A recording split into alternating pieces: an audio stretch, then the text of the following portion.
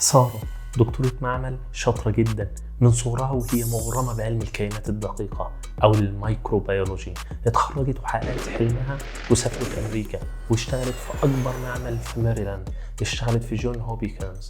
معظم حياتها مقضيها بين البكتيريا والفيروسات، والكرم ربنا عليها قابلت في أمريكا الشيخ أحمد وكونوا أسرة مسلمة في الغرب وعايشين حياة مليانة سعادة وفرحة، وبيشاركوا بعض في كل تفاصيل الحياة حتى في مذاكرة الميكروبيولوجي. فرحتها زادت أكتر لما عملت أول اختبار حمل ليها وطلع إيجابي. فورا بعتت ميل وحجزت ميعاد عنده دكتور حازم عشان يتابع حملها. أصل ربنا فتح عليه وسافر هو كمان أمريكا بعد ما شاف حلقة زيادة الوزن. هسيبلك اللينك في وصف الفيديو.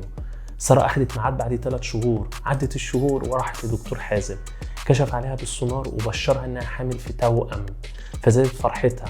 ولكن الدكتور حازم اكتشف ان ضغط سارة عالي.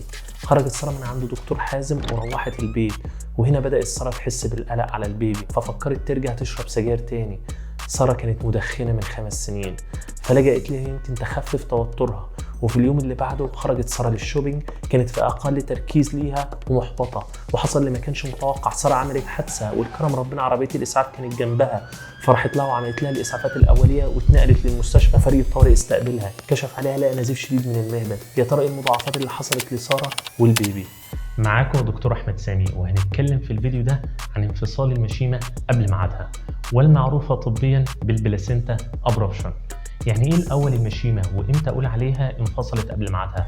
المشيمة عبارة عن شبكة مشتركة بين الأوعية الدموية بتاعة الأم وبتاعة البيبي، هي اللي بتغذي البيبي بالأكسجين وأي حاجة محتاجها الجنين عشان ينمو زي الجلوكوز مثلا. المشيمة المفروض بتنفصل في آخر مرحلة من مراحل الولادة لما البيبي يكون اتولد خلاص. لو انفصلت قبل كده يبقى انفصلت قبل ميعادها، وعادة بيحصل الانفصال ده في الشهور ال3 الأخيرة من الحمل، ولكن ممكن يحصل في أي وقت بعد الأسبوع ال20 من الحمل. ايه عوامل الخطورة اللي ممكن تشارك في حدوث انفصال للمشيمة قبل ميعادها؟ عشان نحاول نتفادى اللي نقدر عليه إن شاء الله. كل اللي ذكرته في أول الحلقة عن سارة دي كانت عوامل الخطورة اللي ممكن تشارك في انفصال المشيمة قبل ميعادها، ولو العوامل دي كلها موجودة احتمالية حدوث الانفصال بتبقى أكبر. فيلا نبدأ بالعامل الأول، وهو ارتفاع ضغط الدم المزمن، وده معناه إنك مريضة ضغط دم قبل ما تحملي أو حصل لك ارتفاع في ضغط الدم قبل الأسبوع ال20 من الحمل. تاني عامل هو حدوث تسمم حمل، وتسمم حمل هو ارتفاع ضغط الدم بعد الأسبوع ال20 من الحمل مع وجود بروتين في البول. والسبب في كده لأن ارتفاع ضغط الدم بيقلل من وصول الدم للمشيمة ويخلي الأوعية الدموية ضعيفة وقابلة للانفجار، فلو انفجرت يتجمع الدم بين الرحم والمشيمة وتنفصل. وده نفس فكرة التدخين كعامل في انفصال المشيمة. فالتدخين بيعمل انقباضات في الأوعية الدموية ويقلل وصول الدم فيها فيخليها ضعيفة وقابلة للانفجار والانفصال. ثالث عامل خطورة ممكن يخلي المشيمة تنفصل هو خبطة قوية في البطن، وده اللي ذكرناه في حالة سارة لما عملت حادثة بالعربية بتاعتها. لما بيحصل الاصطدام والعربية على سرعة عالية، الجسم بالقصور الذاتي بيندفع جامد لقدام وبعد كده يرجع تاني لورا.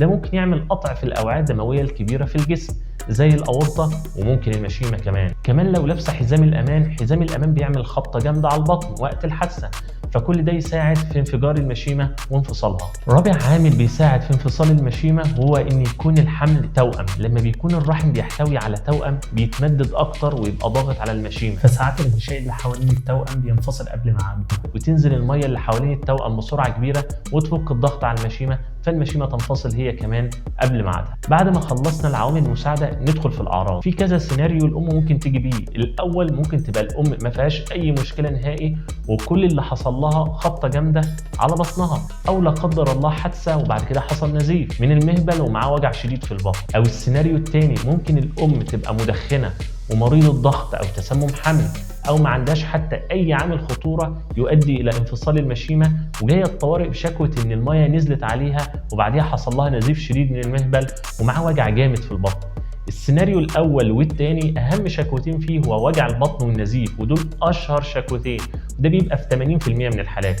لكن ممكن سيناريو ثالث هو ان الام تيجي بشكوى وجع البطن فقط ومفيش نزيف من المهبل، وده بيحصل في 20% من الحالات.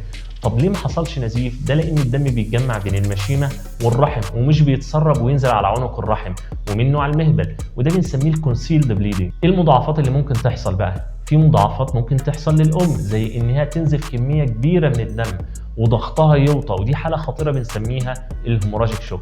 او ممكن تدخل في جلطات دمويه في كل مكان في الاوعيه الدمويه بجسمها، وبنسميها disseminated intravascular coagulation، ودي حاله خطيره جدا وممكن تؤدي الى وفاه الام. وفي مضاعفات ممكن تحصل للبيبي، اهمها ان لو الانفصال قبل الاسبوع ال 37 فكده هيتولد قبل ميعاده الطبيعي، والمعروف طبيا بالبري تيرم ديليفري، وده لان ميعاد الولاده الطبيعي من الاسبوع ال 37 للاسبوع ال 40.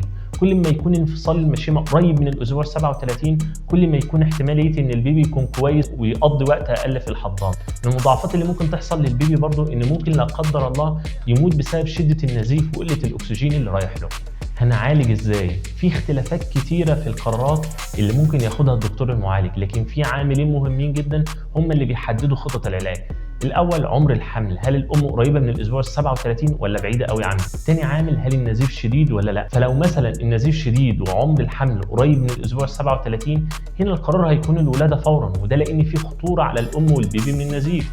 في نفس الوقت البيبي قرب من عمره الطبيعي فنستنى ليه؟ لكن لو النزيف مش كبير وعمر الحمل 25 اسبوع مثلا هنا الافضل نستنى شويه لان البيبي لسه ما اكتملش نموه ونتابع الام كويس. وبكده نكون اتكلمنا على كل النقاط المهمه في انفصال المشيمه قبل ميعادها، واتمنى اكون وصلت معلومه سلسه وبسيطه، واشوفكم في فيديو جديد ان شاء الله، والسلام عليكم ورحمه الله وبركاته.